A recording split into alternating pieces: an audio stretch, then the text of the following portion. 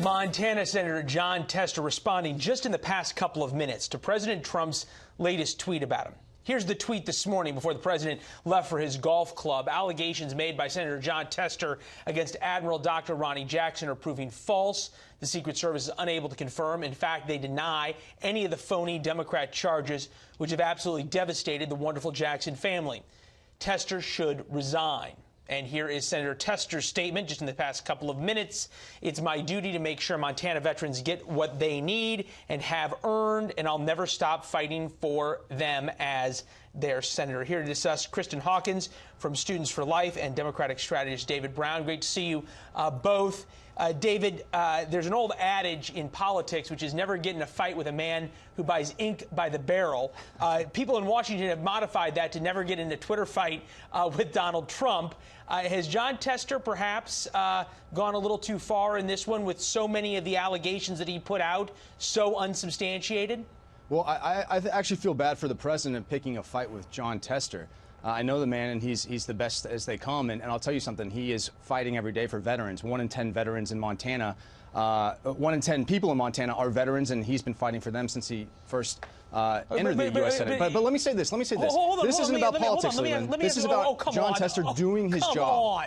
This isn't about politics? Come on. This isn't. This is entirely about politics. Leland, 23 currently serving and retired uniformed service members came forward to Jon Tester and said they had serious concerns about Ronnie Jackson's fitness for duty and ability to lead the second largest federal agency in the U.S. government. I think Jon Tester had a duty to investigate those allegations, and it would have been a dereliction had he not. Hold on. I'm going to ask one question for you, and then we're going to let Christian get in here. Sure. Did he have a duty to put out a memo of unsubstantiated allegations?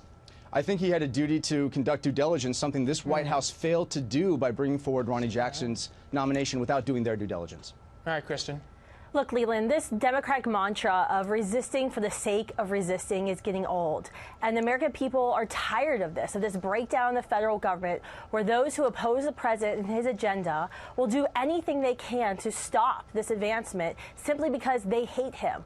And this is exactly what we've seen here, where we had, the senator and his DNC allies release this character assassination an attempt to stop the president's nominee. And it's just, honestly, I feel like the senator hurt himself and his credibility and the credibility of the U.S. Senate here. Because as we see these DNC hit pieces continue to come out throughout this administration, and you have Americans across the country who wonder, when their elected officials speak, are they telling the truth, or is it simply just politically motivated hatred for the president? I mean, this is a state, Senator Tester's from a state where the president won by more than 20 points. Yeah. They have the third highest per capita population of veterans. I think he did this because now on a Saturday we're talking about him, but this is going to hurt him election day. Kristan, respectfully, I don't think you know Jon Tester very well. Jon Tester has voted to confirm all 12 of President Trump's nominees to the Veterans Affairs Department. And also, I would remind both of you, this is a way for Senator Tester to make his election national. When Secretary Shulkin was confirmed by the U.S. Senate, you know what the vote was? Donald Trump, Secretary of VA, before he fired him. 100-0. So for you to say Jon Tester is an obstructionist, that's just not fair. Noteworthy that it was somebody who had already been the VA secretary and who was a holdover from the Obama administration. So I'm not sure that proves anything other except than that the last three secretaries, Leland, the last three secretaries, two of whom 100-0, one 97-3. Let's and of course Democrats haven't obstructed any other nominees of President Trump. Well, if he would put forward qualified people, this is a way for the senator to make his election national and to raise money from those big liberals that he needs, because he's in a big fight. Well, hold on, Kristan. We're going to wait and see. I mean, you make that accusation. We'll see whether Jon Tester sends out any fundraising emails based on this. Well, hasn't happened yet. We'll wait for it. And in a way, you could say that's making an accusation in the same way before it's happened. This is what Ari Fleischer had to say.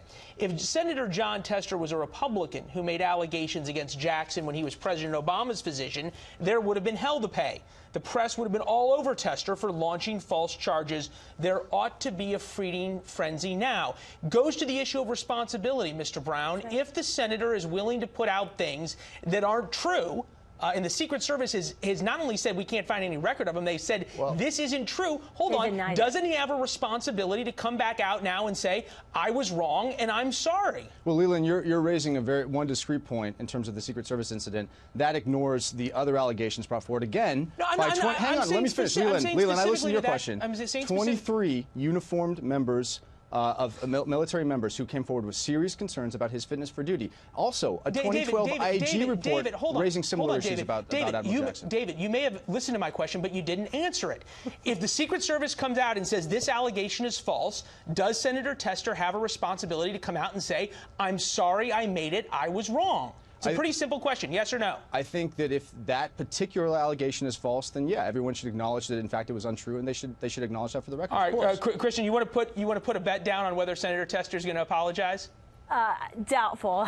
Leland, this isn't about he's following the talking points of the DNC, and this is exactly what they've been doing. This is what they've continued to do throughout this rest of election season. Resist the president at every move. And this is why social conservatives and conservatives like me respect the president so much and what he's trying to accomplish there in Washington, D.C., because he's willing to stick to his guns. He's nominated an honorable man, and the DNC once again just resorts to a character assassination, and they've got John Tester doing their bidding. And they're trying to make, we're talking about the senator from Montana on a Saturday afternoon. Leland, you know what's so sad about this? What's sad about this is that had Donald Trump nominated a qualified person to lead this department. I think